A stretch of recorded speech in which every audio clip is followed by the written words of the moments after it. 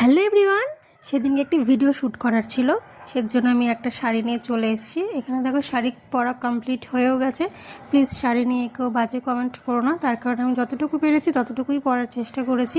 আমি শাড়ি পরার এক্সপার্ট নই। এখানে মেকআপ চলছে, একটার পর একটা লেয়ার দেওয়া হচ্ছে। তো যাই হোক, এখানে দেখো ভূতের মতন করে নিয়েছি। এখন এটাকে সেট করে নেব। সেট করা হয়েও গেছে।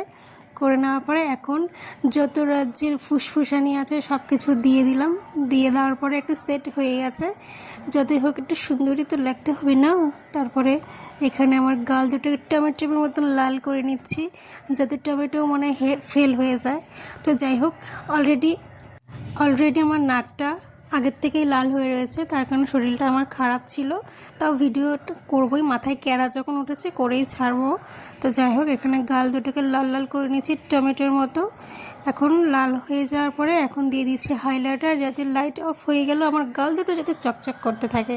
তো যাই হোক, এখন হাইলাইটারটা ভালো করে হাতে মেখে তারপরে গালে অ্যাপ্লাই করেছি। আর এখানে এখন লিপস্টিক পরে নিয়ে আইলাইনার পরে নিয়েছি। পরে নেওয়ার পরে এখন কানের দুটো পরে নিয়েছিলাম। কানেরটা পরার পর ভালো লাগছিল না, পেতনির মতন লাগছিল।